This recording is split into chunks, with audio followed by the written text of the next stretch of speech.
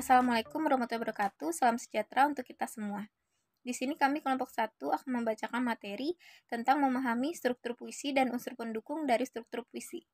Ada saja anggota kelompok kami, Klevi, Rosenita, Siti Aiswaiba, dan saya sendiri Vera Malia. Di sini sebelum kami menyampaikan materi, saya mohon maaf jikalau ada kesalahan dalam pengucapan.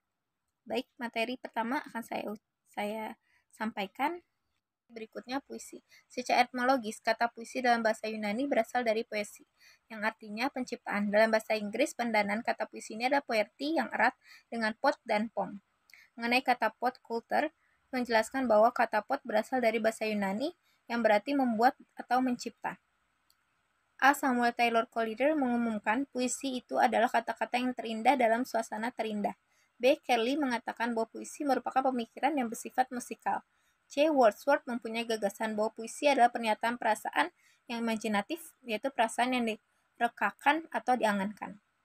Yang D. Dunton berpendapat bahwa sebenarnya puisi itu merupakan pemikiran manusia secara konkret dan artistik dalam bahasa emosional serta berirama. Yang E. Shirley mengumumkan bahwa puisi adalah rekaman detik-detik yang paling indah. Materi berikutnya ragam puisi. Ragam puisi ada dua macam. Pertama, puisi lama. Puisi yang lahir sebelum masa penjajahan Belanda sehingga belum tampak ada pengaruhnya dari kebudayaan barat. Yang kedua, puisi baru. Bentuknya lebih bebas daripada puisi lama, baik dalam segi jumlah baris, suku kata, maupun irama. Struktur puisi. Struktur puisi terdiri dari dua macam, yaitu struktur fisik puisi. Struktur ini adalah unsur puisi yang dapat dilihat dan diamati secara langsung dengan mata. Struktur ini terdiri dari diksi, yaitu pemilihan kata oleh penyair untuk mendapatkan efek yang sesuai dengan keinginannya.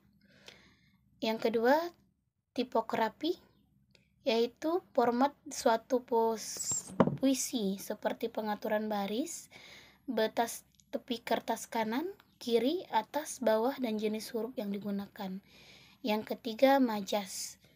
Majas ini adalah pemakaian bahasa dengan cara melukiskan sesuatu dengan konotasi khusus sehingga arti sebuah kata bisa mempunyai banyak makna. Dan untuk keempat, ini ada kata konkret. Ialah susunan kata yang memungkinkan terjadinya imajinasi. Yang kelima, imajinasi atau citraan.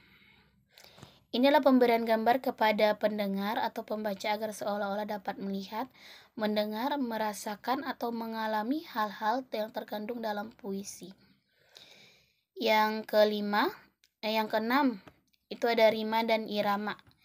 Ini adalah persamaan bunyi dalam penyampaian puisi dari awal hingga akhir puisi. Yang kedua, ini ada struktur batin puisi. Struktur batin puisi ini adalah unsur pembangun puisi yang tidak tampak langsung dalam penulisan kata-katanya.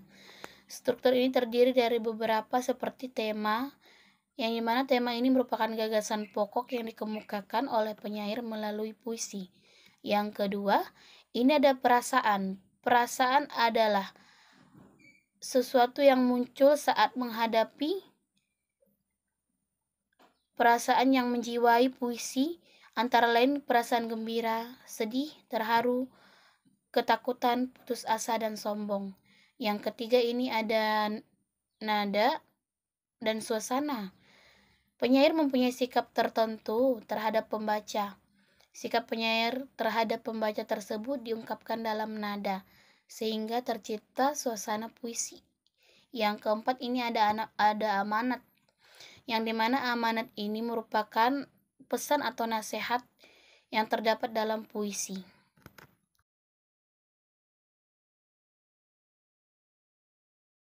Struktur batin puisi. Struktur ini adalah unsur pembangun puisi yang tidak tampak langsung dalam penulisan kata-kata. Struktur batin puisi terdiri dari yang pertama, tema. Tema ini adalah gagasan pokok yang dikemukakan oleh penyair melalui puisi. Dengan adanya gagasan pokok tersebut, menjadi pedoman utama penyair dalam mengungkap isi puisi. Yang kedua, perasaan atau feeling.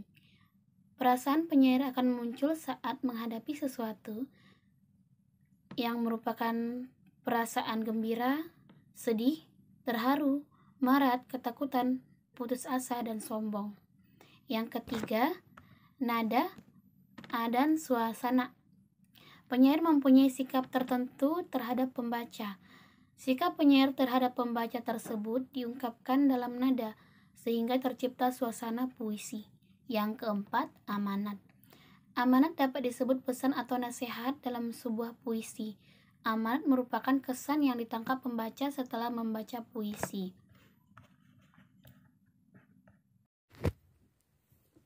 Baik, perkenalkan, nama saya Kulaifi. Di sini saya akan melanjutkan presentasi dari Kak Rosnita. Terdapat beberapa langkah-langkah mengkaji puisi. Yang pertama, membaca puisi berulang kali.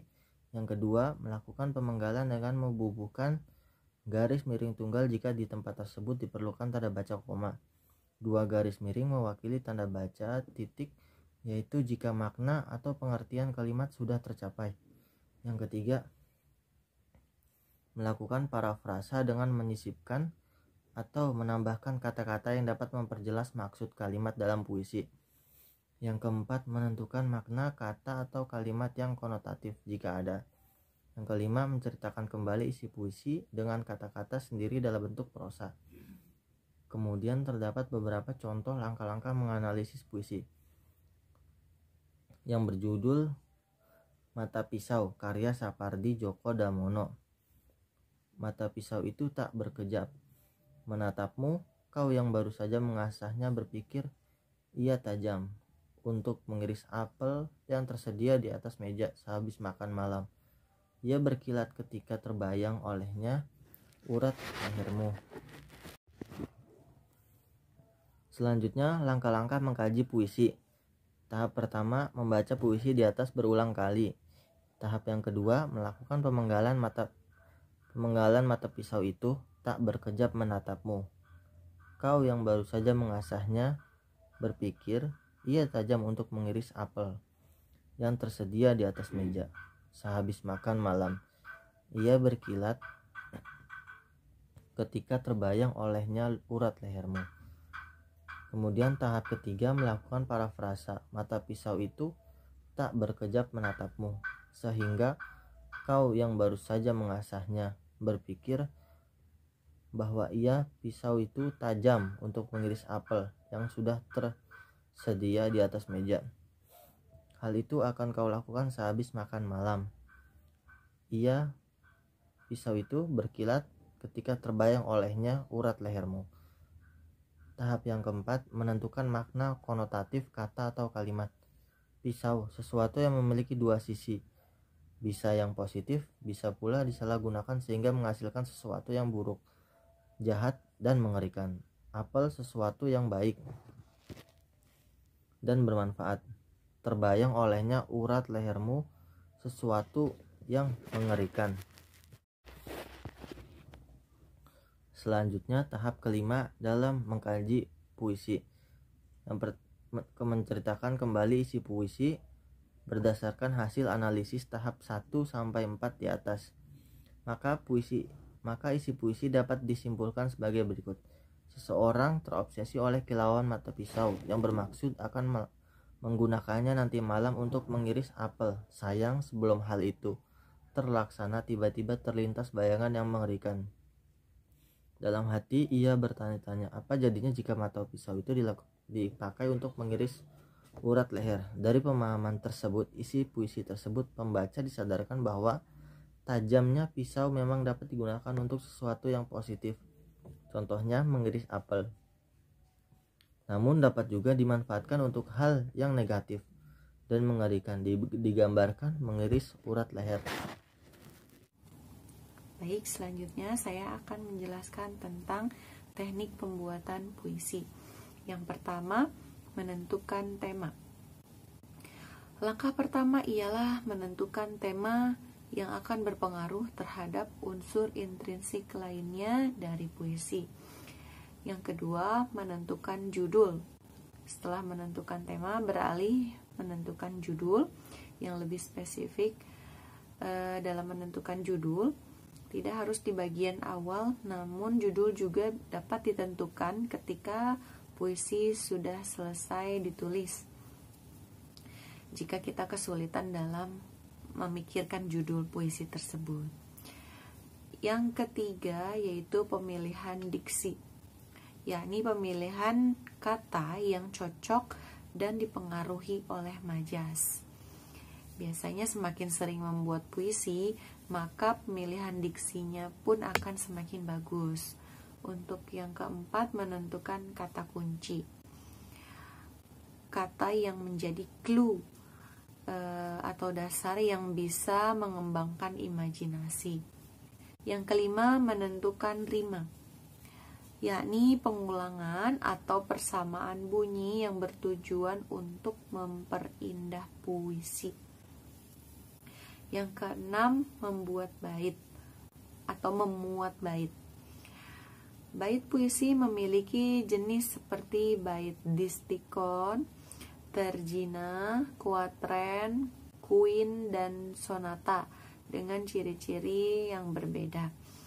Yang ketujuh, eksplorasi, yaitu pengembangan puisi dengan melibatkan panca indera, imaji, dan emosi.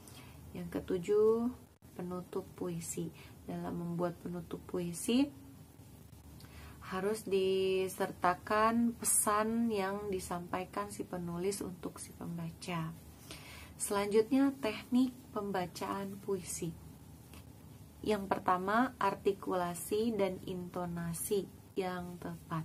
Artikulasi merupakan pengucapan kata secara jelas sehingga menghasilkan bunyi bahasa yang bisa didengar oleh si penonton. Yang kedua, ekspresi dan mimik. Ekspresi merupakan bentuk penjiwaan, perasaan ketika kita membacakan puisi. Sedangkan mimik adalah raut wajah yang menggambarkan isi dalam puisi beserta penjiwaannya. Yang ketiga, gerak tubuh. Yang keempat, mental.